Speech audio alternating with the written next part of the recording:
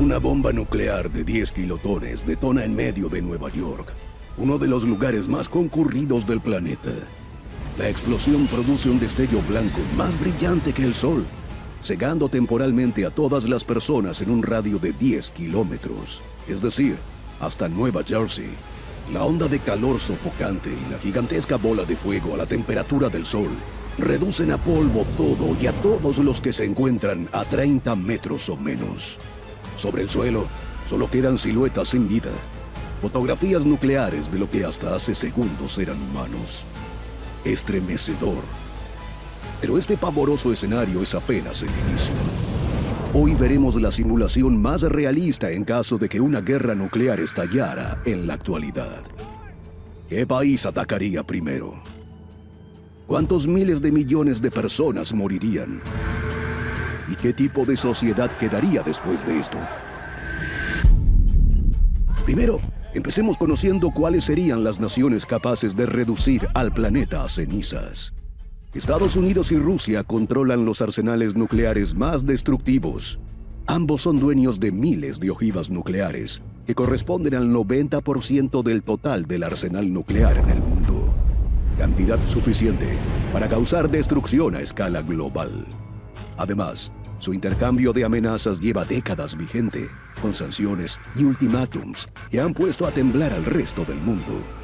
Una semana antes del inminente ataque, se extiende el pánico por la incapacidad de los líderes mundiales para evitar la catástrofe. Luego, el miedo más profundo de la humanidad empieza a materializarse con el primer lanzamiento de un arma táctica nuclear dirigida hacia un objetivo militar ruso. Además de la pérdida instantánea de vidas y bienes alrededor del punto de impacto, el terror se esparce. Es el momento de alejarte al máximo de una ciudad principal y correr hacia el refugio nuclear más cercano. Si no puedes hacerlo, enciérrate en la habitación más aislada y protegida que encuentres, porque lo peor está por comenzar. Rusia, China y Bielorrusia preparan el contraataque. A su vez, los aliados estadounidenses de la OTAN están igual de ansiosos por oprimir sus botones rojos, hasta que ocurre lo inimaginable. Ojivas nucleares llueven sobre ciudades principales, instalaciones militares e infraestructuras básicas. En cuestión de horas, estos primeros ataques cobran millones de vidas. Las detonaciones disparan una serie de eventos cataclísmicos, empezando por una potente onda expansiva. Miremos cómo esta onda te afectaría según la distancia del epicentro en la que te encuentres. Ya sabemos lo que pasa a 1 kilómetro del estallido. El calor extremo vaporiza todo lo que esté en el radio de explosión. Imagínalo como una cremación instantánea a 300.000 grados Celsius o más. A 5 kilómetros de distancia, la onda sigue siendo devastadora. Derrumba edificios y provoca incendios incontrolables. Si la explosión no te mata, te dejará muy mal herido. El calor consume el suelo y produce quemaduras de tercer grado. Sobrevivir se hace más difícil mientras el mundo se desploma a tu alrededor. A 10 kilómetros de la zona cero, la onda expansiva es todavía poderosa. Las construcciones sufren daños por la fuerza destructiva del estallido. Acá el riesgo inmediato disminuye, pero el impacto sigue siendo letal. El calor todavía produce quemaduras de primer y segundo grado. A 20 kilómetros de distancia, la onda ha perdido la mayor parte de su potencia, pero sigue siendo peligrosa. Las construcciones sufren daño estructural y el riesgo de lesiones permanece latente. El calor, pese a ser menos intenso, genera incendios. Es más factible sobrevivir, pero los desafíos que enfrentas están lejos de terminar. Regresemos a nuestra línea de tiempo. Apenas un día después del intercambio nuclear, han muerto decenas de millones de personas y el número de heridos es incalculable. Ciudades enteras han desaparecido. Lo único que puedes hacer es esperar en tu refugio. Usa un contador Geiger, si lo tienes a mano, para monitorear los niveles de radiación. Y permanece atento ante cualquier transmisión radial de emergencia. Por supuesto, la magnitud de la destrucción depende del tamaño de las bombas. Si quieres conocer más detalles, Échale un vistazo a nuestro video sobre el verdadero alcance y peligro de las armas nucleares y suscríbete a nuestro canal. Una semana después del intercambio nuclear, el mundo está sumergido en el miedo y el desconcierto. Vastas áreas de la Tierra están envueltas en lluvia radiactiva e incendios implacables. Estas consecuencias han desatado efectos secundarios como escasez de alimentos, agua potable y falta de albergue. Ahora, las enfermedades por falta de higiene emergen como asesinas silenciosas y la cifra de fallecimientos continúa en descomunal aumento. El hollín y las cenizas que dejaron las explosiones nucleares y los subsecuentes incendios forman una espesa nube que bloquea la luz del sol. La caída de la temperatura es drástica. El mundo está sumido en un invierno nuclear. Los alimentos y el agua potable son cada día más escasos. En su búsqueda desesperada de abrigo y sustento, las comunidades se van agrupando. Necesitas racionar la comida mientras monitoreas los niveles de radiación. A los 30 días, el paisaje sigue siendo desolador y radiactivo. Los saqueadores recorren las ciudades en ruinas en busca de provisiones y recursos. Nuevos enfrentamientos por el acceso a agua, alimento y refugio surgen como consecuencia. El número de muertos continúa su incesante crecimiento y ya excede los 1.000 millones. El planeta atraviesa un congelamiento profundo. Los sobrevivientes enfrentan una batalla implacable contra el frío extremo y la falta de suministros. A medida que se desdibujan la ley y el orden, necesitas formar alianzas comunitarias que brinden apoyo y aseguren los suministros. 12 meses después, surgen gobiernos improvisados que pretenden dar cierta apariencia de estabilidad. ¿Cuántas personas han muerto? Más de 3.000 millones.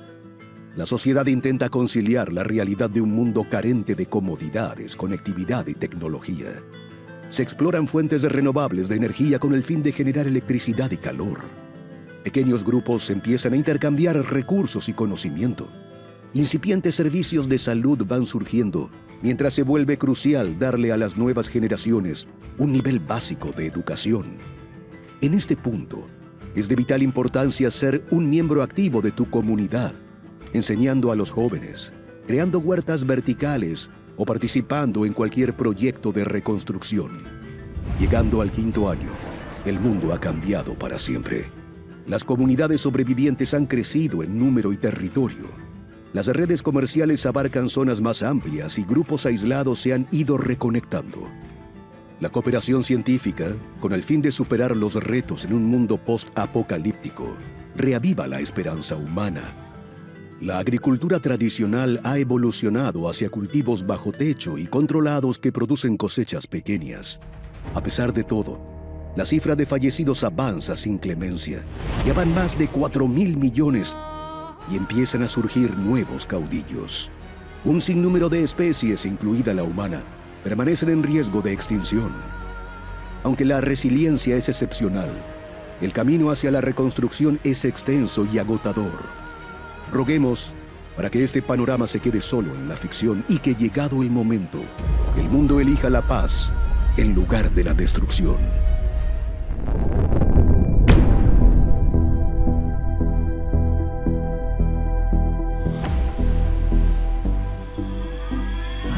Esto no suena nada bien.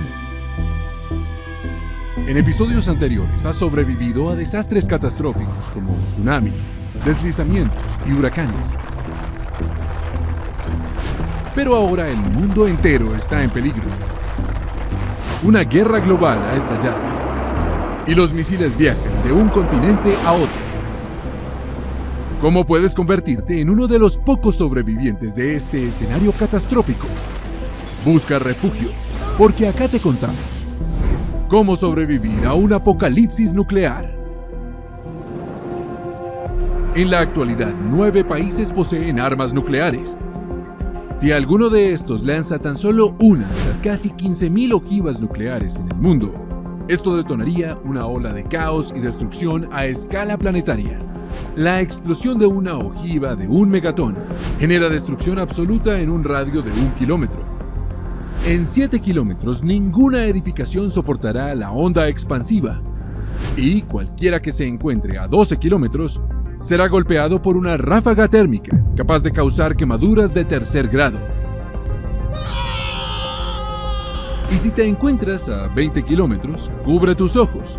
El destello de luz podría no matarte, pero sí dejarte ciego por unos minutos.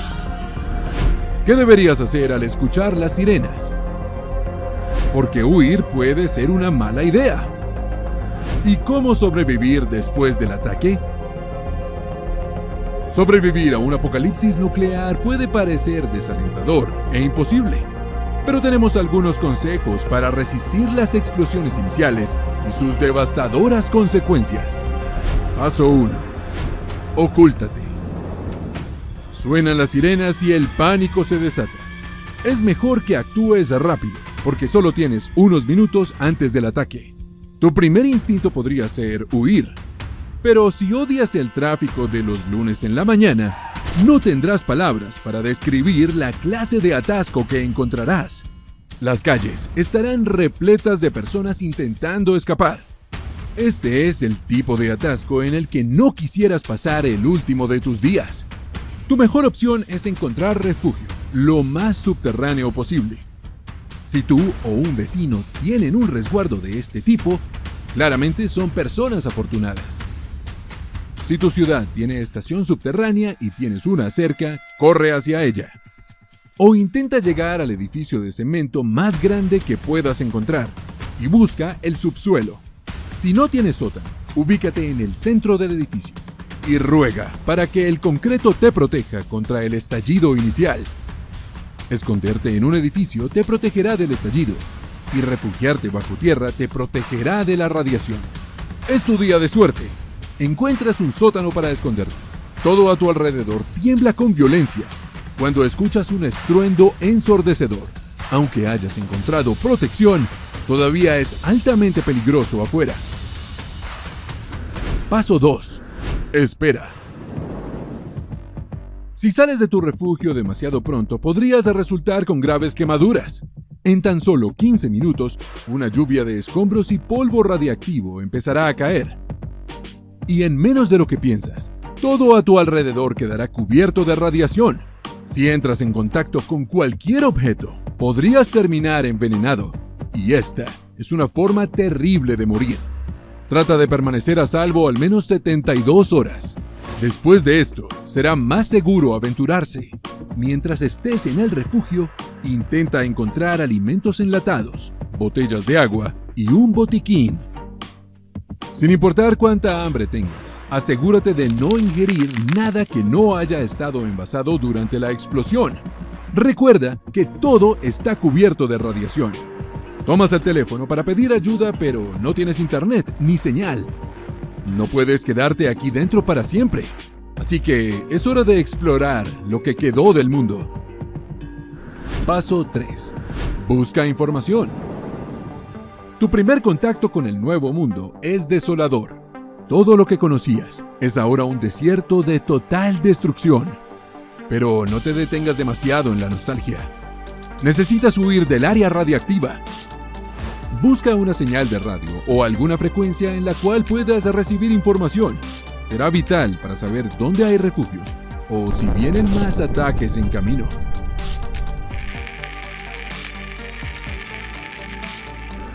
Paso 4. Busca sobrevivientes. Depender de los líderes mundiales para superar este caos no es una opción. Vas a tener que confiar en ti y en la ayuda de los demás. Mientras te mueves por los edificios cercanos, busca supervivientes. La ayuda mutua y el trabajo mancomunado serán vitales para continuar con vida. Pero si te encuentras con grupos o personas hostiles, intenta salir de la situación sin ningún conflicto y ofreciendo algo a cambio. Paso 5. ¡Muévete! Recolecta suministros y haz un par de buenos amigos con los cuales emprender destino hacia una zona más cálida. Debido a que la densa nube de polvo está cubriendo el sol, la temperatura empezará a disminuir. Lo ideal será buscar la línea del Ecuador u otras zonas típicamente cálidas. Y no te afanes por empacar ropa de verano. Tu única preocupación ahora es sobrevivir. Los muertos están caminando.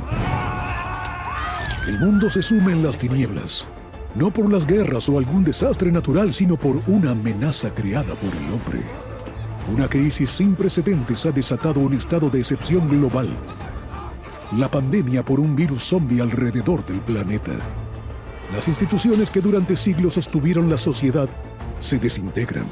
Llegó el momento de sálvese quien pueda. Hoy estudiaremos la simulación realista de cómo sería un apocalipsis zombie. ¿Tendrías las agallas para asesinar a tus parientes infectados? ¿Qué causaría realmente esta epidemia? ¿Y qué países serían los primeros en caer? Antes de responder esas preguntas, vamos a la raíz del problema. Todo se desencadenó con un mordisco. El primer día, la policía recibe llamadas sobre individuos agresivos que atacan a otros con furia primitiva y caníbal.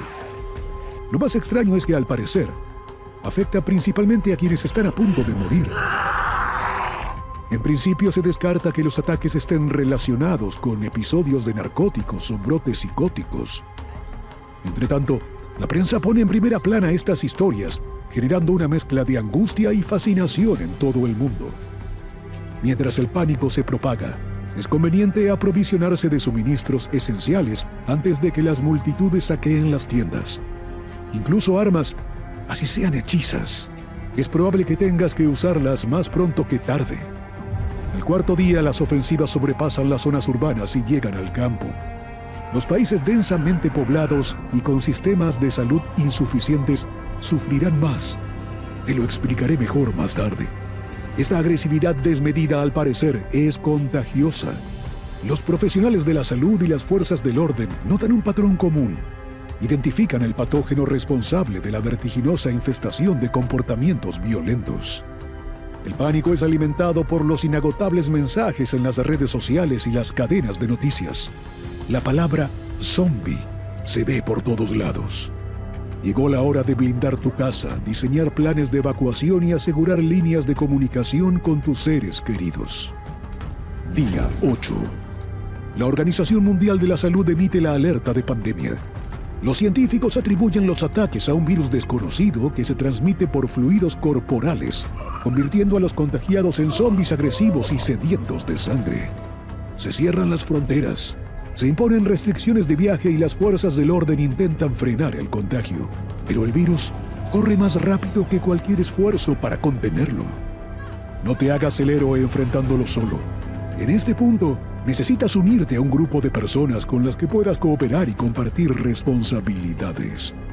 Tu misión es seguir recolectando comida, agua y suministros médicos. Han pasado apenas 2 semanas y el mundo parece haber cambiado para siempre. Las Fuerzas Armadas recorren las regiones afectadas para garantizar las cuarentenas y mantener el orden. A pesar de que para algunos la presencia de fuerzas militares resulta tranquilizadora, también introduce un elemento de ley marcial perturbador. Mézclale el pánico y la histeria generalizada y obtendrás choques violentos entre comunidades y autoridades.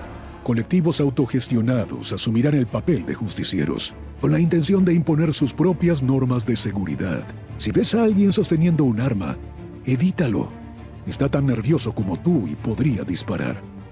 Sin embargo, por crucial que sea contar con un grupo de personas confiables, cuando alguien se esté convirtiendo en caudillo, será mejor irte. Durante la 4ª semana, la cifra de desplazados desborda los campos de refugiados. La escasez de alimentos, agua e insumos básicos desemboca en más epidemias. Los hospitales colapsan al no tener capacidad para atender tanto a víctimas del virus como a pacientes de otras enfermedades. Los cadáveres son incinerados en las calles para que no resuciten como zombies. En este punto, ya habrás experimentado la muerte de algún ser querido, y en el mejor de los casos, no has tenido que matarlo tú. Cuida tu salud mental, además de tu integridad física. Encontrar tu aporte colectivo ayuda a aliviar el desgaste emocional. En tan solo 2 meses, el término apocalipsis empieza a tener sentido. El transporte aéreo y el comercio internacional llevaron el virus hasta el último rincón de la Tierra. Países como India y Nigeria, densamente poblados y con recursos limitados, han colapsado. Millones fallecieron alrededor del mundo y las predicciones a corto plazo son desalentadoras. Instituciones gubernamentales se han derrumbado ante su incapacidad para mantener el orden o los servicios. Las zonas urbanas están desiertas. Los sobrevivientes huyen hacia regiones rurales o menos pobladas. Es hora de agarrar tu mochila y encontrar un nuevo refugio. Mientras recorres un mundo desolado, camúflate o esconde tus provisiones para no llamar mucho la atención. Busca una zona natural, una isla, una ladera o cualquier sitio que puedas defender, usar como base y cultivar. Tras medio año del apocalipsis, la adaptabilidad se hace vital. Hordas de zombies salen de las ciudades hacia los asentamientos de sobrevivientes. Pero el riesgo no está solo en los muertos vivientes. La vida silvestre se hizo más audaz y peligrosa a medida que la presencia de humanos fue decreciendo. No enciendas un fuego, a menos que sea indispensable, y procura no hacer ruido. Prepárate para formar alianzas con otros. Brinda alimentos o medicinas como ofrendas de paz, pero cuida tu espalda. Sin importar los lazos que construyas, cualquier persona podría engañarte dadas las circunstancias. Un año después del brote zombie, la lucha de la humanidad sigue cuesta arriba. Lesiones y enfermedades comunes, previamente solucionadas con una visita al médico, hoy son sentencia de muerte. Los sobrevivientes recurren al saqueo de hogares, tiendas abandonadas e incluso hospitales con tal de conseguir provisiones. Algunos edificios abandonados son ahora zonas comunitarias seguras, y las granjas donde cultivar frutas, vegetales y granos son cada vez más normales. Y las redes de intercambio entre comunidades vecinas brindan acceso a una mayor variedad de recursos. Tras 2 años y medio del apocalipsis, el objetivo pasó de ser la simple supervivencia a construir un futuro sustentable. Las colectividades ejecutan misiones de exterminio de zombies en áreas críticas, expandiendo poco a poco las zonas seguras alrededor de sus asentamientos. Las escuelas empiezan a reconstruirse, esta vez enfocándose en habilidades de supervivencia, la historia y la importancia de la comunidad y la cooperación. Los paneles solares y turbinas de viento surgen como fuentes de energía, reduciendo la dependencia de los combustibles fósiles. No obstante, la guerra contra los muertos vivientes está lejos de terminar. El entrenamiento y los simulacros hacen parte de la vida diaria. La construcción y mantenimiento de estructuras de defensa como murallas y trincheras para detener zombies y humanos hostiles aún permanece. Todavía nos queda terreno por recorrer, aunque después de todo, el apocalipsis zombie no marcó el fin de la humanidad.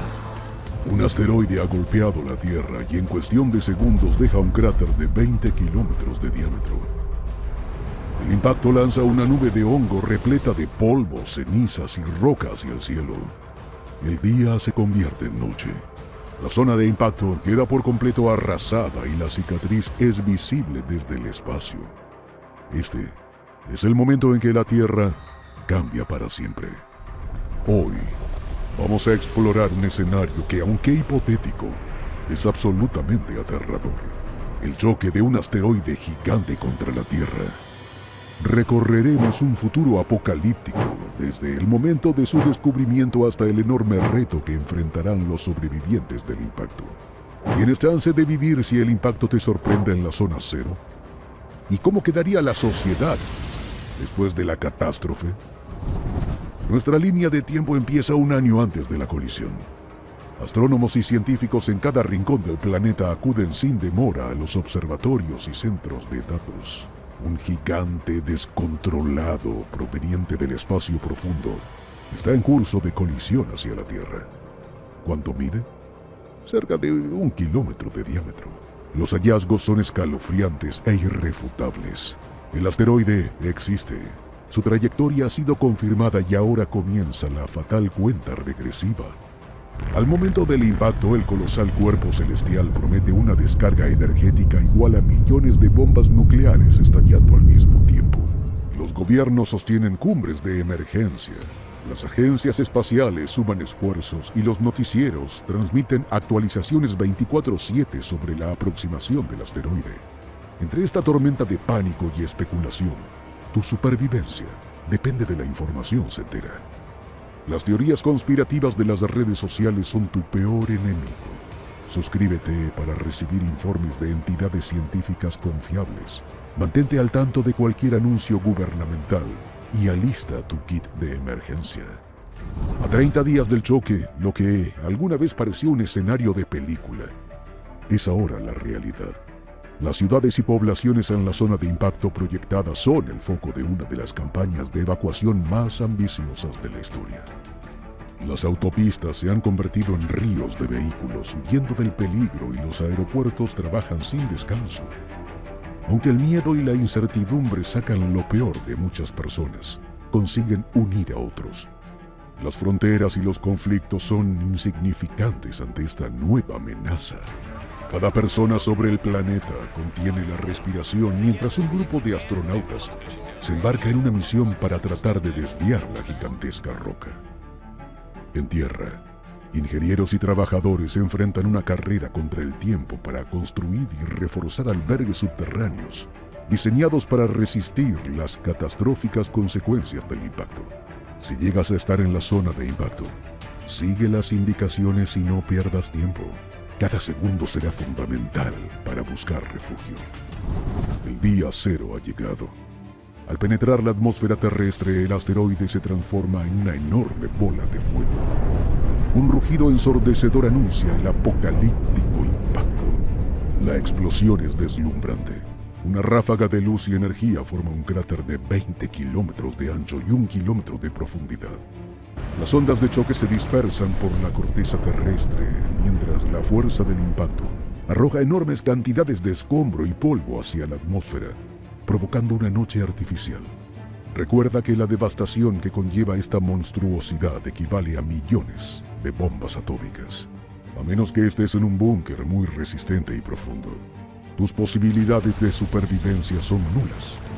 Pero fuera de la zona de impacto, el peligro también es inminente. Las ondas de choque que le dan la vuelta al globo derriban construcciones y ventanas a kilómetros de distancia.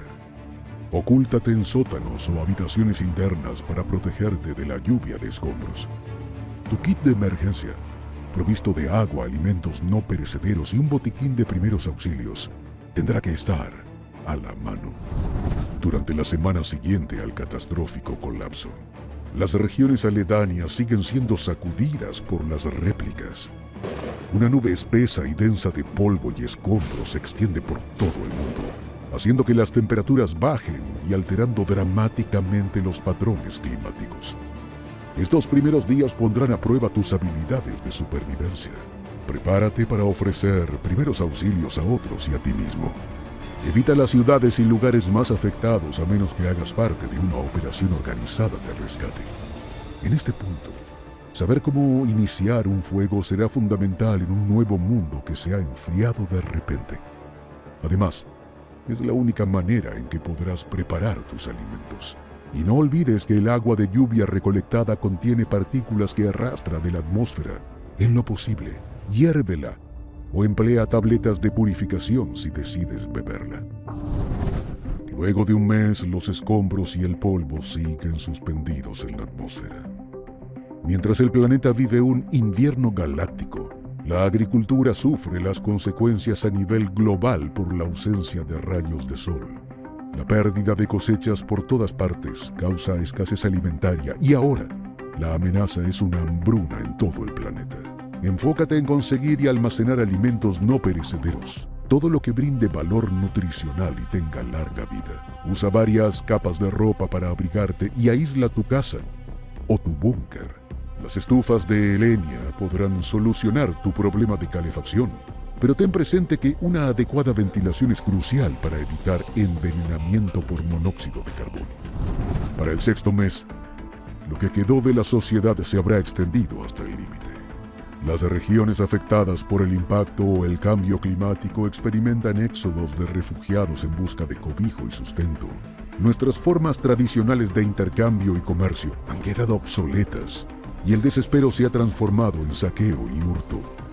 Organizar grupos de vigilancia o patrullas comunitarias proporciona seguridad y permite fortalecer los lazos entre sobrevivientes. A estas alturas, cuidar tu salud mental se hace tan indispensable como disponer de agua y comida. Procura conectar con otras personas y compartir tus experiencias. Involúcrate en actividades que alivien el estrés para tratar el trastorno emocional tuyo y de otros. 5 años después de la tragedia, la humanidad todavía lucha para adaptarse. El costo psicológico ha sido tan alto como el daño ambiental y estructural que vivió el mundo. Pero de repente, un rayo de luz cambia el ánimo. El polvo de la atmósfera empieza a precipitarse, el sol reaparece y las temperaturas globales se normalizan. A medida que se disipa el invierno, la agricultura tradicional renace y se convierte en la nueva salvación. Adquirir habilidades como la carpintería, agricultura y formas básicas de ingeniería te abrirán paso en esta sociedad post-apocalíptica. La única forma de adaptarse y sobrevivir es creando una cultura resiliente de cooperación e innovación, y paso a paso el planeta vuelve a levantarse.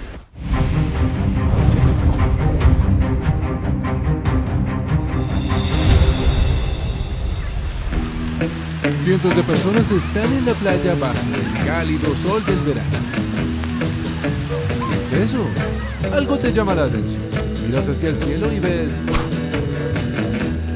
¿una aurora? La gente a tu alrededor comienza a sacar sus teléfonos para publicar una foto del espectáculo. De repente todos pierden su señal telefónica. Algo extraño está pasando. Una corriente de partículas solares se está estrellando contra el campo magnético de la Tierra a velocidades de hasta 8 millones de kilómetros por hora. Es posible que quieras estar preparado, porque lo peor está por venir. Acá te contamos cómo sobrevivir a una tormenta solar. Una eyección de masas coronales es un estallido masivo de plasma y radiación electromagnética liberada desde el Sol. La buena noticia es que la magnetosfera y la atmósfera de la Tierra nos protegen de estas partículas peligrosas.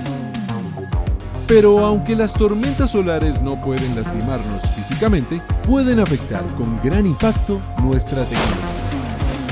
Una de las llamaradas solares más devastadoras en golpear la Tierra ocurrió en 1859, el evento de Carrington.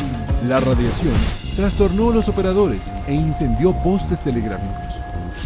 Hoy en día, en el peor de los casos, una tormenta solar intensa podría sobrecargar nuestras redes eléctricas, enviando el mundo a un apagón. Entonces, ¿cómo puedes prepararte para una tormenta solar? ¿Por qué deberías evitar viajar durante una tormenta solar? ¿Y por qué podrías querer retirar algo de efectivo ahora mismo? Paso 1. Prepárate con anticipación. La principal amenaza que tendrás que enfrentar durante una tormenta solar es un apagón. Eso significa que no hay electricidad, ni comunicaciones, ni internet y ninguna red social. Tienes mayor oportunidad de sobrevivir a un apagón si te preparas con antelación. Ten a la mano los elementos esenciales que necesitarías para cualquier tipo de desastre. Los preppers del fin del mundo recomiendan un suministro de 30 días de alimento y agua. Abastécete en alimentos no perecederos como productos enlatados y alimentos secos, ya que tu nevera no funcionará. Cada persona de tu hogar necesitará aproximadamente 4 litros de agua cada día. Ahora que tienes tus necesidades básicas cubiertas, ¿qué debes hacer cuando ocurre un apagón de tormenta solar? ¿Y cómo reaccionar si no pudiste prepararte? Paso 2. Guarda tu comida. Tiendas y supermercados pueden quedarse sin alimentos con la interrupción de las cadenas de suministro. Y si no puedes cultivar tu propia comida, tendrás que guardarla durante el mayor tiempo posible. Si el suministro de agua sigue funcionando, llena la bañera y contenedores con agua. Conserva el refrigerador cerrado tanto como puedas. No habrá electricidad, pero esto debería mantener la comida a una temperatura segura durante aproximadamente 4 horas. El congelador debería mantenerse frío durante aproximadamente 48 horas. Y no olvides consumir las frutas y verduras. Estos son los alimentos que se echarán a perder primero. Paso 3. Asegura tu casa. Durante el día, encuentra y recolecta cerillos, linternas o cualquier otra fuente de luz. No querrías quedar atrapado en la oscuridad y no recomendaríamos iniciar una fogata dentro de tu casa. Mientras buscas, asegúrate de bloquear todas las ventanas y puertas. Esto mantendrá tu hogar a salvo de intrusos y ladrones cuando arranque el desastre. Ponte en contacto con tus vecinos. Fíjate si hay algo en lo que puedas ayudarlos. En tiempos difíciles como este, es posible que no estén preparados o simplemente podrían necesitar un amigo con quien hablar. Paso 4. No viajes. Cuando una tormenta solar golpea, el último lugar donde quieres estar es en el aire. Estar a una gran altura puede aumentar el riesgo de exponerte a la radiación solar. No solo eso, como la comunicación es por satélite, el sistema de navegación del avión no funcionará. Los aviones podrían terminar viajando en la dirección equivocada y algunos incluso podrían chocar. Y ni siquiera pienses en andar en el metro. Si crees que tu viaje de hora pico es terrible ahora, imagina cómo sería si el sistema se detiene durante una tormenta solar. Paso 5. Consigue algo de efectivo. De acuerdo con cuán grave sea el daño en las redes eléctricas, podrían tardar años en repararlas todas. Si no hay un sistema para suministrar alimentos y agua, es posible que necesites dinero para comprarlos. Y como no hay electricidad para alimentar cajeros automáticos y bancos, solo contarás con el dinero que tienes a mano. Rompe la alcancía de chanchito y abre el jarro de las malas palabras. Con suerte, nuestras comunidades no se hundirán en el caos que lleve a un colapso económico.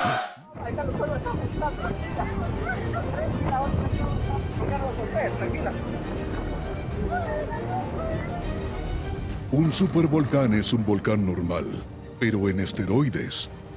Si hace erupción, puede aniquilar a 100.000 personas en un instante, expulsando 1000 veces más material que un volcán normal. Lanzaría tanta ceniza y polvo hacia la atmósfera que haría inhabitable un continente entero. ¡Ja! Y ni hablar de los gases tóxicos y deslizamientos posteriores. Acá te contamos cómo sobrevivir la erupción de un supervolcán. Existen unos 20 supervolcanes en el mundo y uno de los más famosos está en el Parque Nacional Yellowstone de Estados Unidos. Ha hecho 3 erupciones masivas durante los últimos 2 millones de años y los científicos sugieren que estamos por presenciar la 4ª. Entonces, más te vale estar preparado por si este u otro monstruo geológico decide reventar. Paso 1. Reconoce las señales. Una vez la lava brota del cráter, empieza a destruir todo a su paso. Al mismo tiempo, piroclastos, trozos de magma que salen disparados por el aire, destruyen casas y vehículos, obstruyendo las carreteras. Aléjate del volcán lo máximo posible antes de que inicie su devastación. Por lo general, dan señales de alerta horas antes de erupcionar, entre ellas variaciones de temperatura y temblores de tierra. Paso 2. Apaga el aire acondicionado. Aunque te parezca que lo peor que puede pasar es que la lava te alcance, no subestimes la ceniza. La lluvia de ceniza puede acumularse y formar una capa de 3 metros incluso a 1 kilómetro de distancia del cráter. Si te encuentras en esa zona, protege tu sistema respiratorio. Usa tapabocas, preferiblemente un N95, de esos que te sobraron tras la pandemia. Cuando estés a salvo de los flujos de lava, apaga tu automóvil. La ceniza obstruye los motores y paraliza los vehículos. Podrás sentir calor con las ventanillas cerradas, pero no uses ventiladores ni aire acondicionado. Solo estarías introduciendo más ceniza en tu carro. Paso 3. Prepárate para lo peor. Ya sea que vivas en un área de riesgo de erupciones volcánicas o simplemente te encuentres en el lugar y momento equivocados, necesitas elaborar un plan para el peligro que se avecina. Investiga sobre sistemas de evacuación y albergue y busca medidas de protección contra las cenizas. Arma una mochila con alimentos no perecederos y agua para varios días, por si recibes la orden de evacuación inmediata. Toma en cuenta que los centros médicos se congestionarán después de una catástrofe. Así que agarra vendajes, gel y toallitas desinfectantes para atender cortes y lastimaduras básicas. Hasta ese frasco con miel en tu alacena servirá para curar heridas. Paso 4. Quédate dentro. Aparte de los gases tóxicos y la lluvia de cenizas que quizá te impida abandonar la zona de desastre, también debes cuidarte de los lahares. Estos son masivos deslaves destructivos que arrasan con vastas extensiones. Si hallaste refugio, quédate ahí. Confirma que todas las ventanas y puertas estén cerradas. Lo más importante es acatar las recomendaciones de expertos y autoridades locales. Jamás intentes algo que te hayan advertido no hacer. Paso 5. Alístate para el caos. Como en cualquier escenario apocalíptico, las secuelas de la explosión de un supervolcán como el de Yellowstone haría complejo encontrar agua y alimento. La temperatura a nivel global bajaría por años, acabando con cultivos, animales y causando estragos en el abastecimiento de agua. A pesar de haber acumulado suministros, se te agotarán. Hoy comparamos la magnitud de 6 de las bombas nucleares más destructivas de la historia, incluyendo una considerada una amenaza para el mundo. Agárrate fuerte, porque esto va a ponerse ruidoso.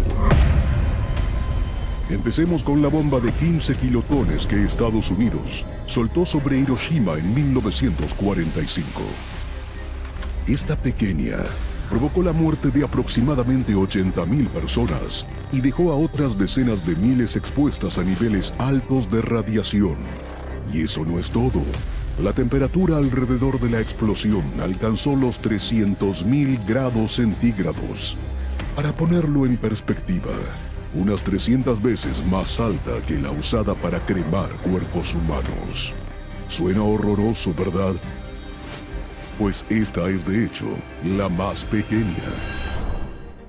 En 2017, Corea del Norte detonó un arma nuclear 16 veces más potente que la de Hiroshima. Se cree que esta bomba pesaba unos 250 kilotones.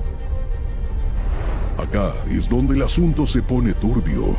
Los investigadores no saben a ciencia cierta cuánto poder tenía la ojiva, y Corea del Norte no tiene la más mínima intención de divulgarlo. La inteligencia estadounidense lo estima en 140 kilotones. Pero solo una cosa es segura: se sintió alrededor de todo el planeta. Fue tan intensa que causó un terremoto de 6.3 grados. Las ondas sónicas de la explosión fueron tan fuertes que los sismógrafos de todo el mundo las registraron. En el siguiente escalón está una de las bombas nucleares más poderosas del arsenal estadounidense, la B-83. Rinde cerca del equivalente de 1.2 megatones de TNT. Pero, ¿qué significa esto exactamente?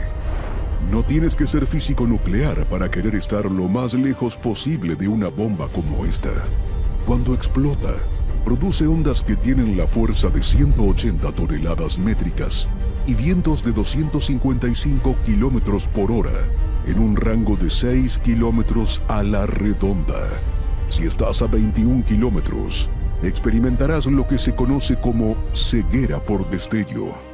A 8 kilómetros de distancia, sufrirás quemaduras de tercer grado. Pero si te agarra a 1 kilómetro o menos, te impactarán ondas de 720 toneladas métricas y vientos de 756 kilómetros por hora. En términos técnicos, no quedará ni el recuerdo de tu existencia. ¿Y sabes qué es lo peor? Que existen unas 650 bombas B-83 en servicio activo en la actualidad. Luego tenemos al Castle Bravo, la ojiva nuclear más grande jamás ensayada por Estados Unidos. Su poder destructivo rondaba los 15 megatones y causó una explosión 2,5 veces más devastadora que la anticipada por los científicos. Esta bomba tiene 1000 veces el poder de la de Hiroshima. Los residuos radiactivos se esparcieron a lo largo de 18.000 kilómetros cuadrados, contaminando a habitantes de islas cercanas y a pescadores en un pueblo de Japón. Fue señalada como la peor catástrofe radiológica de la historia de Estados Unidos y generó indignación global en contra de los ensayos nucleares. Su hongo alcanzó 7,2 kilómetros de ancho y 40 kilómetros de alto. Y un cráter en el lecho marino de casi 2.000 metros de ancho y 76 de profundidad. Descomunal. Aún así, las dos que siguen son todavía más grandes. La bomba del SAR-50 no fue una ojiva promedio. Era una bomba de hidrógeno y la más potente jamás ensayada, con una fuerza de 50 megatones. En 1961, la Unión Soviética la detonó sobre una pequeña isla del Ártico, provocando una onda explosiva que dejó la isla como una pista de patinaje. Esta bomba de 27 toneladas fue construida por encargo de Nikita Khrushchev y requirió de un avión bombardero para transportarla hasta el Ártico. La detonación fue tan brutal que hizo caer el avión 900 metros antes de que el piloto lograra corregir el curso. No es de extrañar entonces que una bomba como esta no haya vuelto a fabricarse. Muy bien, Khrushchev ordenó la SAR-50. Pero, ¿sabías que lo que en realidad quería era una ojiva nuclear de 100 megatones? El plan era producir una bomba de 3 capas separadas de uranio. Sin embargo, ensayar la ojiva resultó un tanto, ¿cómo decirlo?, arriesgado. Incluso a los físicos soviéticos les preocupaba que una bomba de este tipo cubriera todo el norte de la Unión Soviética con una enorme nube de lluvia radiactiva. Y por si esto no fuera suficiente, el artefacto pesaba demasiado. Tanto que no existía misil o avión capaz de transportarlo, y el consumo de combustible sería tal que la tripulación no tendría cómo regresar. Primero fue un destello que por poco te deja ciego. Medio segundo después, un rugido ensordecedor y una ola de calor te abruman. Fue una devastadora explosión nuclear y conseguiste evitar la radiación inicial. Sobreviviste el estallido, pero ahora estás expuesto a un daño más mortal. La exposición a la lluvia radiactiva tiene una tasa de mortalidad del 95%. A veces su impacto es evidente, pero en la mayoría de los casos ocurre en silencio en lo más profundo de tu ser. Hoy vamos a explorar cómo reacciona tu cuerpo a la lluvia radiactiva después de una explosión nuclear. Entenderás lo que pasa hora tras hora, día tras día e incluso años más tarde. ¿Cuánto tiempo te queda de vida si te expusiste a la radiación? ¿Cómo aparecen los primeros síntomas? ¿Y te convertirás en un mutante? Responderé todo esto y mucho más en un instante, pero primero aclaremos los conceptos básicos. Acá, el real peligro se llama radiación ionizante. La radiación ionizante desgarra la estructura celular. Se trata de un tipo de energía liberada por los átomos en forma de ondas o partículas electromagnéticas.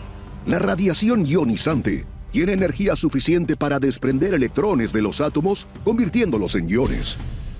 Imagina que tu cuerpo es una ciudad y tus células son los edificios. La radiación ionizante es como una serie de potentes relámpagos que caen sobre la ciudad. Cada impacto puede destruir edificios, provocar incendios y apagones. En tu cuerpo, esto se ve como ADN dañado, células que funcionan mal y mayor riesgo de cáncer.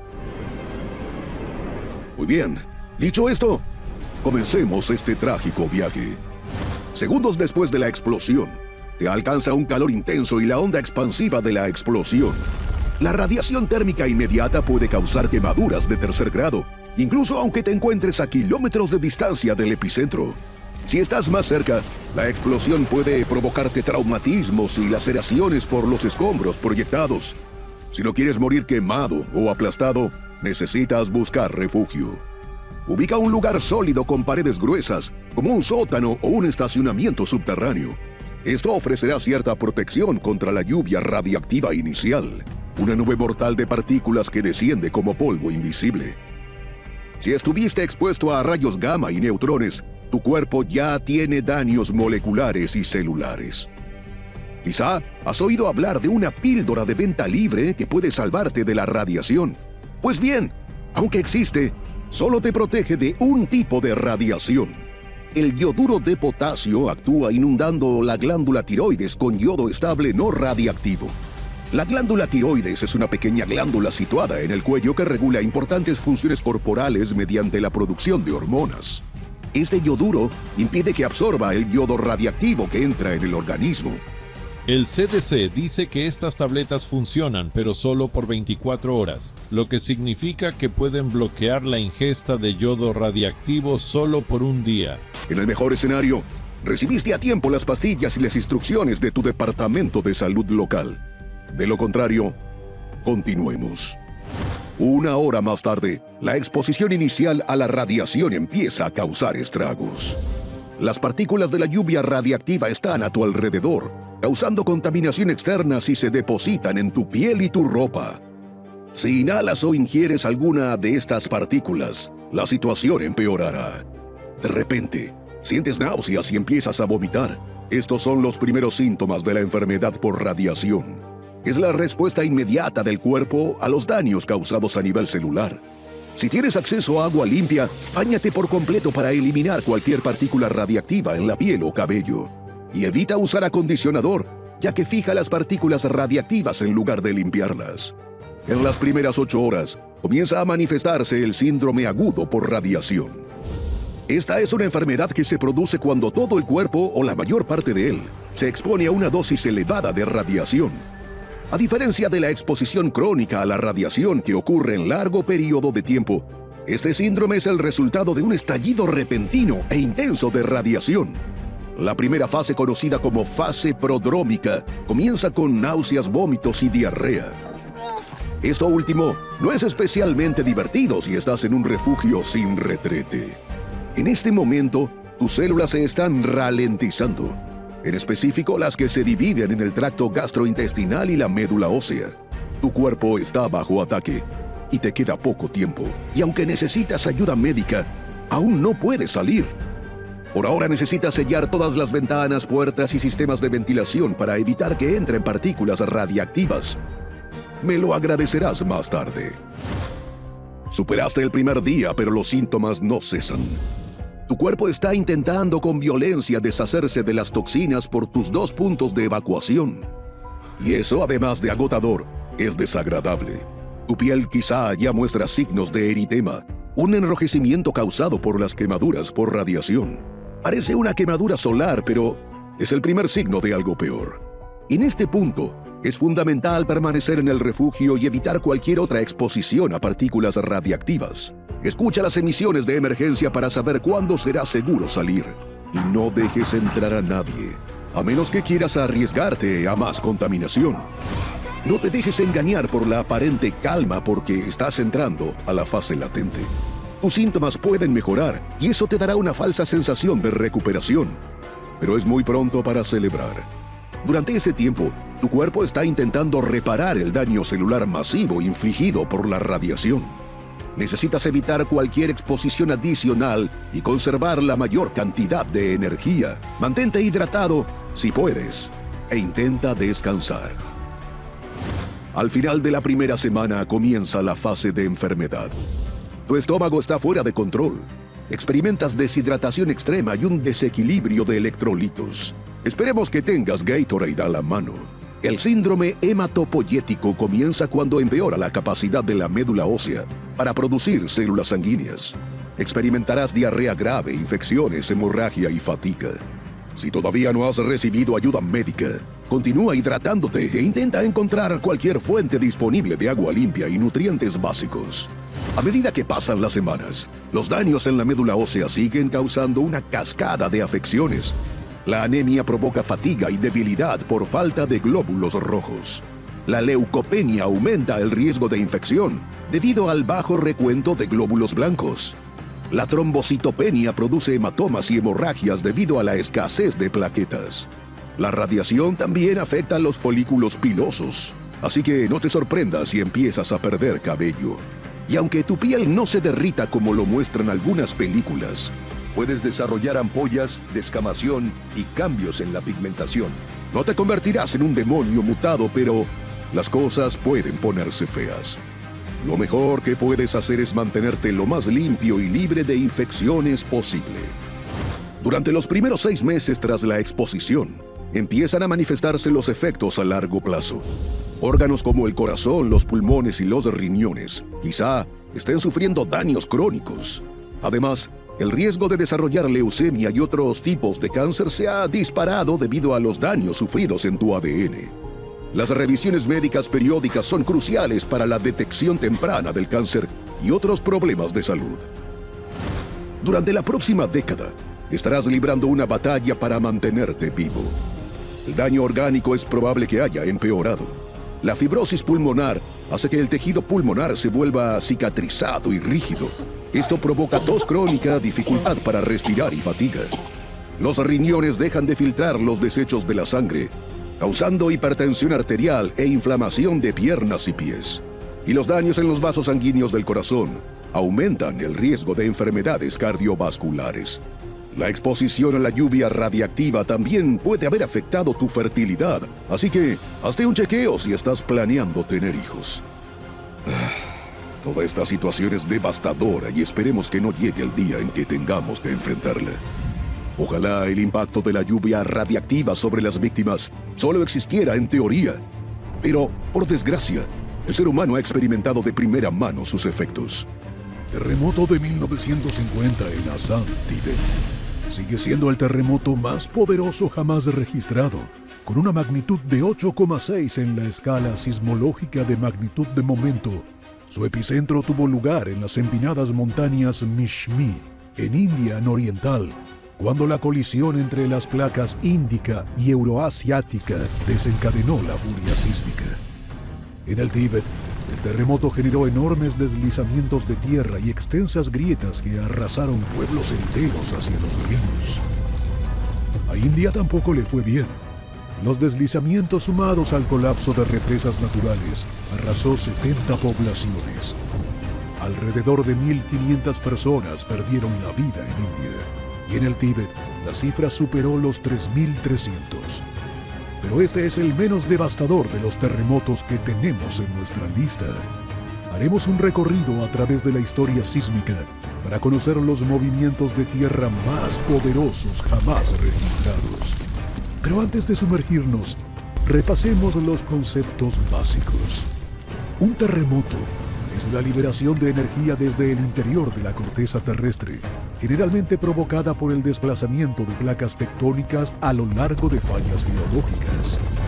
Estos movimientos generan ondas sísmicas que se dispersan por el planeta, haciendo que el suelo se sacuda y poblaciones enteras queden reducidas a escombros. ¿Qué temblor produjo el tsunami más letal de la historia? ¿Y por qué el terremoto más potente de todos no dejó tantos fallecidos? En 1965, un terremoto de magnitud 8,7 con origen en las islas Rata produjo un masivo tsunami. Sus olas medían más de 10 metros y tocó tierra en la isla Similla, a 304 kilómetros de distancia. Las islas Rata hacen parte del archipiélago de las Aleutianas en Alaska. Le deben su nombre a la invasión de ratas de un naufragio en una de las islas principales durante 1780. Las ratas fueron exterminadas en 2008 y ahora esa isla se conoce como Howrah Ducks. Estas islas reposan sobre el límite entre las placas tectónicas pacífica y norteamericana, lo que las hace susceptibles a la frecuente actividad sísmica. Por fortuna, al ser un área muy poco poblada, los daños y las fatalidades tras este potente terremoto fueron menores. Pero en 2010 llegamos a Chile, donde un terremoto de magnitud 8,8 sacudió la costa central del país. Este evento sísmico duró casi 3 minutos y causó una devastación humana y estructural extensa en múltiples ciudades. La intensidad del terremoto fue tal que se sintió incluso a 4.620 kilómetros de distancia, en Sao Paulo, Brasil. Olas de 15 metros inundaron la ciudad costera de Constitución, cobrando 150 vidas. Se emitieron alertas de tsunami en 53 países, disparando acciones preventivas a lo largo y ancho del mundo. Por fortuna, las olas perdieron fuerza antes de alcanzar las costas de California, Hawái, Nueva Zelanda y Japón. Chile tiene un largo y tumultuoso pasado con los terremotos, y entenderás por qué más adelante. Ahora, viajemos a los remotos bosques de Kamchatka en Rusia, que el 5 de noviembre de 1952 enfrentaron la ira sísmica. Un terremoto de magnitud 9,0 sacudió la remota región de Severokurilsk, una ciudad en las Islas Kuriles. Los habitantes fueron advertidos de la probabilidad de tsunami, urgiéndolos a buscar refugio. Aún así, muchos retornaron a sus hogares tras el primer oleaje, asumiendo que el riesgo había pasado. La ciudad sufrió el impacto de una segunda ola, por desgracia más devastadora. Ese día más de 2.000 personas murieron, lo que correspondía casi a la mitad de la población de la ciudad. Más al sudoeste, nos encontramos con el terremoto de Tohoku, el más intenso de la historia en Japón, con una magnitud de 9,1 grados. Sucedió el 11 de marzo de 2011, a unos 72 kilómetros de la costa nororiental de la isla Honshu, la más grande del archipiélago nipón.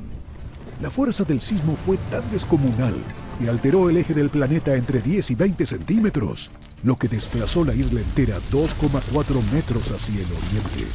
Por supuesto, el tsunami desencadenado fue igual de devastador. Aunque había muros de protección, jamás anticiparon que debían protegerlos de olas de más de 40 metros. Y justo cuando crees que el panorama no podría ser peor, las olas impactaron la planta nuclear de Fukushima, derivando en su colapso y la fuga de desechos nucleares tóxicos. Este desastre mató a más de 22.000 personas, pero el que viene resultó 10 veces más letal. Un terremoto de magnitud entre 9,1 y 9,3 golpeó Sumatra en diciembre de 2004 y llevaba siglos cocinándose. La microplaca de Burma se traslapó con la placa índica mediante un proceso geológico llamado subducción. El temblor produjo una elevación insólita del suelo marino de más de 20 metros.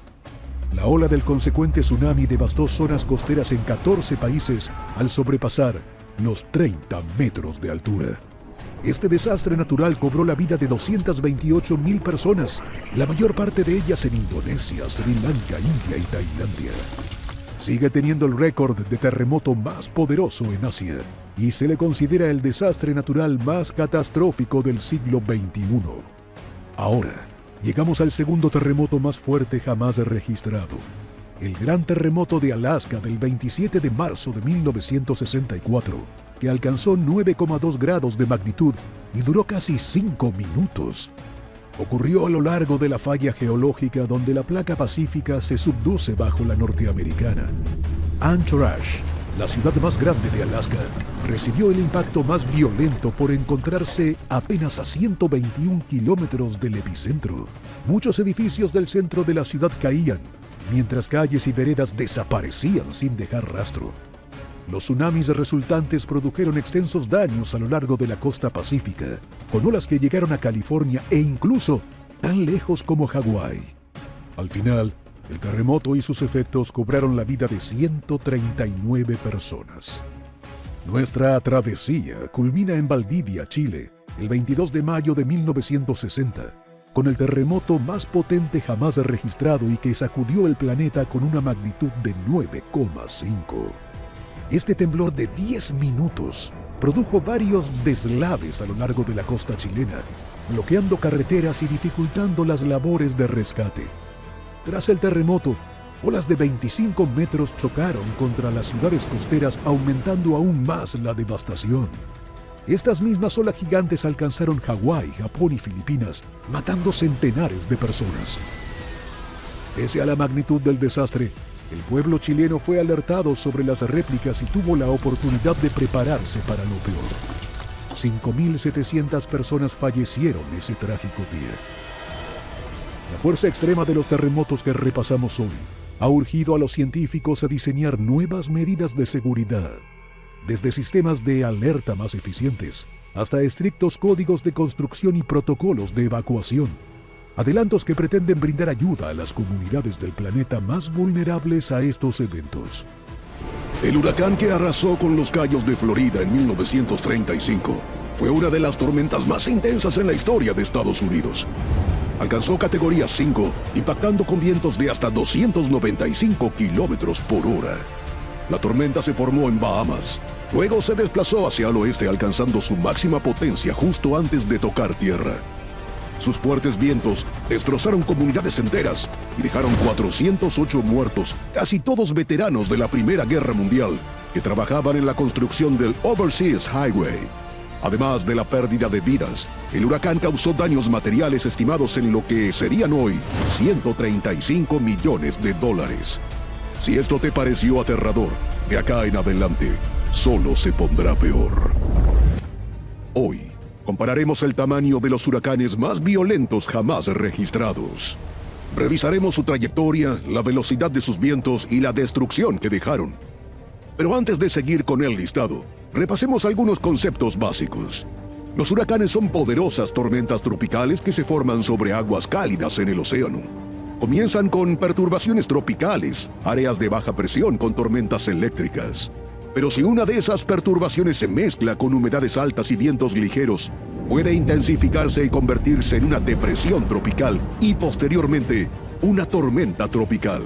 Cuando la velocidad del viento llega a 119 kilómetros por hora, la tormenta es clasificada como huracán.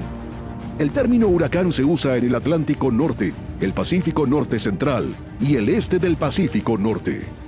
En otras partes del mundo, este tipo de tormenta es llamada tifón o ciclón. La escala de huracanes Saffir-Simpson sirve para clasificarlos en función de la velocidad de sus vientos sostenidos, ubicándolas en una escala del 1 al 5. ¿Cuál fue el huracán más mortífero de la historia? ¿Y qué debes hacer para sobrevivir a uno? Continuemos con el huracán de Nueva Inglaterra de 1938, también conocido como el Expreso de Long Island. Se formó sobre el Océano Atlántico y a su paso por Puerto Rico ya era categoría 5. Para cuando tocó tierra en Cabo Hatteras, Carolina del Norte, ya se había debilitado a categoría 3, con vientos entre 180 y 208 kilómetros por hora. Las fuertes precipitaciones que trajo consigo produjeron el desbordamiento del río Connecticut y marejadas de tormenta en la bahía Narragansett de Rhode Island y en la bahía de Buzzards en Massachusetts. La devastación que se extendió por el noreste estadounidense dejó unas 600 muertes y más de 300 millones de dólares en daños materiales. Luego está el huracán de Sea Island de 1893. Siendo tan solo categoría 3, causó caos a lo largo de la costa suroriental de Estados Unidos con vientos de hasta 193 kilómetros por hora. Se formó sobre el Atlántico y se desplazó al oeste, hacia las Antillas Menores. Luego giró hacia el norte por las Bahamas para impactar a las Sea Island de Florida, Georgia y Carolina del Sur. Este huracán fue devastador. Dejó entre 1,000 y 2,000 personas muertas y pérdidas materiales en lo que hoy equivaldría a unos 35 millones de dólares. El mayor impacto lo sufrió el condado de Beaufort, Carolina del Sur, con edificios y puentes derrumbados y carreteras destruidas. Vastas zonas agrícolas quedaron inservibles debido a las inundaciones y la contaminación por agua salina. Esta tormenta incluso provocó un alto declive poblacional cuando la gente decidió abandonar la zona en busca de mejores oportunidades. Ahora, pasemos al huracán Chenier Caminada, categoría 4 de octubre de 1893. Sus vientos alcanzaron los 209 kilómetros por hora y fue tan extenso que afectó aproximadamente 800 kilómetros de zonas costeras. Se formó sobre el Mar Caribe y emprendió su camino de destrucción hacia el noroeste, atravesando el Golfo de México, para finalmente aterrizar en un pequeño pueblo pesquero de Luisiana. Tras el paso del huracán, Chenier Caminada fue borrado del mapa y los daños materiales ascendieron a 5 millones de dólares. Mississippi también sufrió consecuencias graves. Se perdieron cosechas enteras y los campos alrededor de las poblaciones costeras quedaron inundados. El conteo final de muertos alcanzó los 2,000. Pero un monstruo más grande y violento tocaría a Estados Unidos para desafiar todo lo conocido hasta el momento. Era septiembre de 2005 y Katrina, un huracán categoría 5, golpeó con vientos de más de 280 kilómetros por hora Katrina cobró la vida de 1.836 personas y provocó daños materiales sin precedentes por 125.000 millones de dólares. Hasta ahora, ha sido el huracán más costoso de la historia en Estados Unidos. Se formó en el Mar Caribe, impactando primero el sur de Florida y trasladándose hacia el Golfo de México, donde se intensificó. Cuando Katrina tocó tierra por segunda vez cerca de Buras, Luisiana, desató toda su furia sobre las costas del Golfo. Sin embargo, fue en Nueva Orleans donde resultó particularmente devastador. El complejo sistema de diques de esta ciudad, diseñado para protegerla ante inundaciones, falló de forma catastrófica en varios puntos. Como resultado, cerca del 80% de Nueva Orleans quedó sumergida, en algunas zonas, bajo 4,5 metros de agua. Comunidades enteras resultaron desplazadas y muchos residentes evacuados nunca regresaron. 250.000 habitantes dejaron la ciudad. Esto representó más de la mitad de su población. Regresemos 96 años en el tiempo, a 1928, para encontrarnos con el huracán San Felipe II de categoría 5. Sus vientos de 260 kilómetros por hora cobraron al menos 2.500 vidas y 75 millones de dólares en daños materiales. Los orígenes de esta tormenta se pueden rastrear hasta el Atlántico, tocando tierra inicialmente en las islas de Sotavento antes de trasladarse hasta Puerto Rico. Esta isla fue azotada sin clemencia por vientos y lluvias torrenciales. Muchos murieron bajo edificaciones desplomadas o golpeados por escombros. El huracán siguió en dirección noroeste, aterrizando cerca de Palm Beach, Florida. Sin embargo, fue la zona alrededor del lago Okeechobee la que sufrió los peores efectos. Las marejadas de tormenta ascendieron a 2,7 metros, acabando no solo con viviendas, sino también con cosechas y extensos campos de ganado. La mayoría de las muertes ocurrieron en poblaciones aledañas al lago, donde el agua ascendió en minutos y tomó por sorpresa a los habitantes. En su camino de destrucción, atravesó Carolina del Norte hasta llegar a los Grandes Lagos, donde al fin se disipó. El siguiente es el huracán más reciente de la lista, si es que hablamos de los más mortíferos.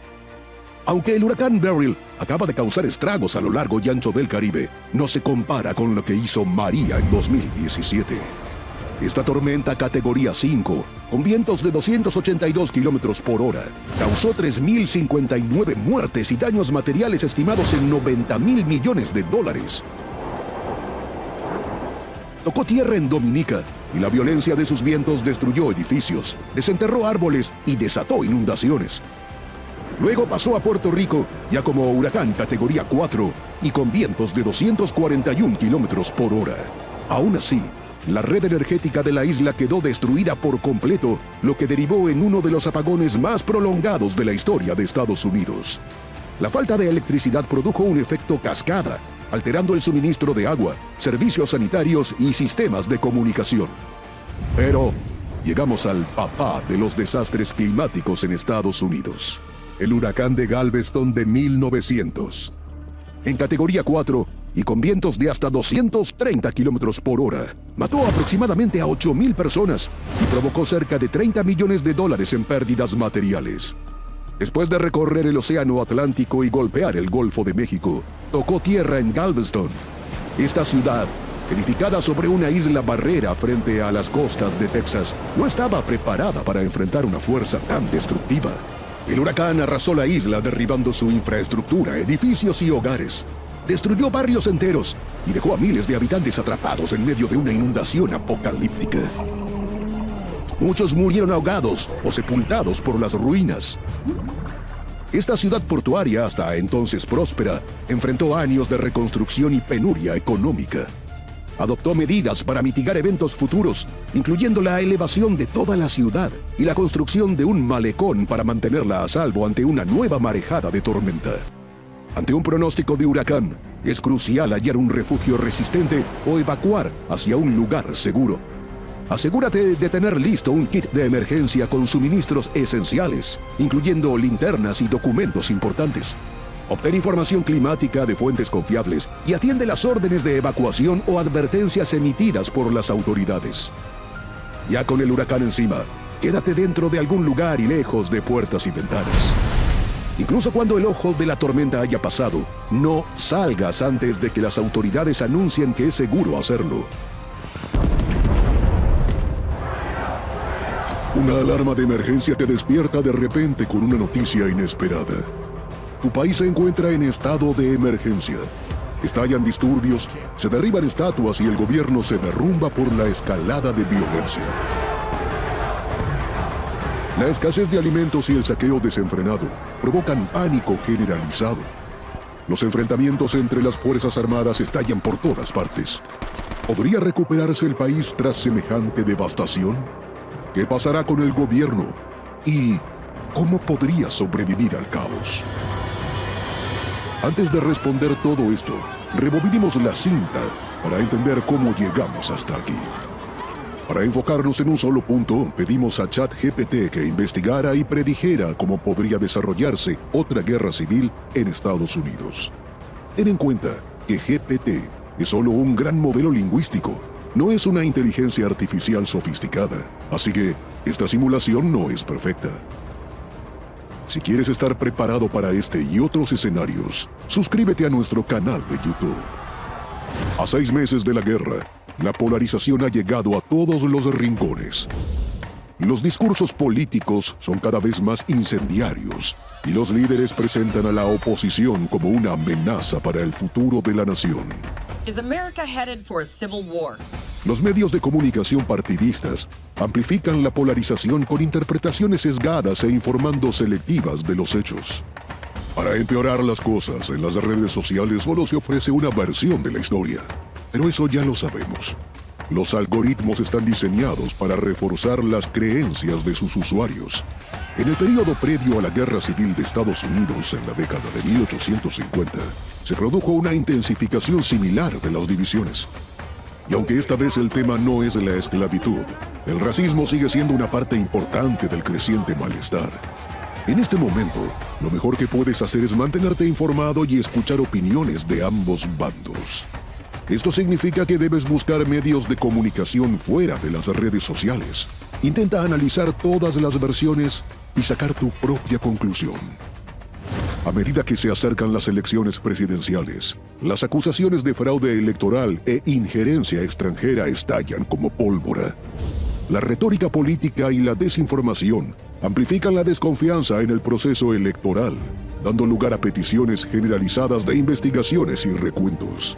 Las protestas se hacen más frecuentes e intensas. La injusticia racial, el abuso policial y la desigualdad económica producen manifestaciones masivas. El ambiente es cada vez más tenso. Ambas partes se ven no solo como oponentes, sino como enemigos. Presta atención a las advertencias de las autoridades locales y de los medios de comunicación independientes. Saber dónde están generándose los focos de violencia te mantendrá a salvo los primeros días. Una semana antes de la guerra, comienzan a surgir movimientos separatistas por todo el país. Estados y regiones desilusionados con el gobierno declaran su independencia ilegítima.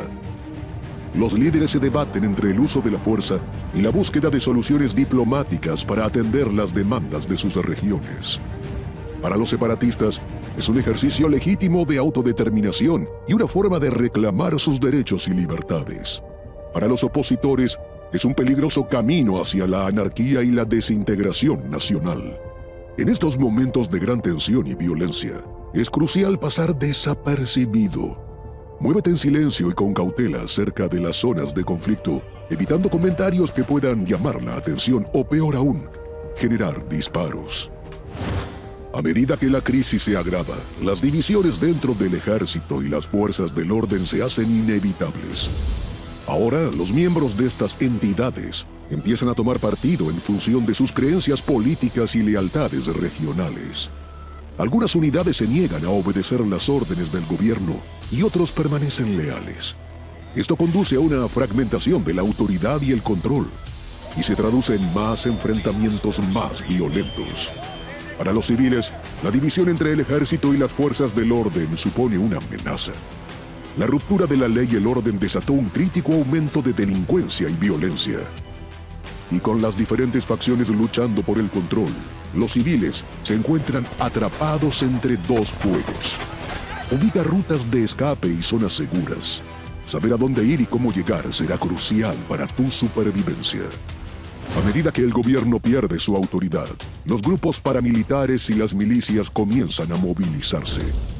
Estos grupos, impulsados por ideologías extremistas o lealtades locales en su mayoría, aprovechan el caos para promocionar sus agendas y ganar control territorial.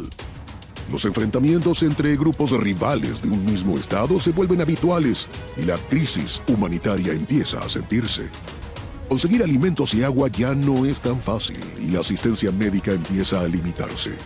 Los abusos contra los derechos humanos son generalizados.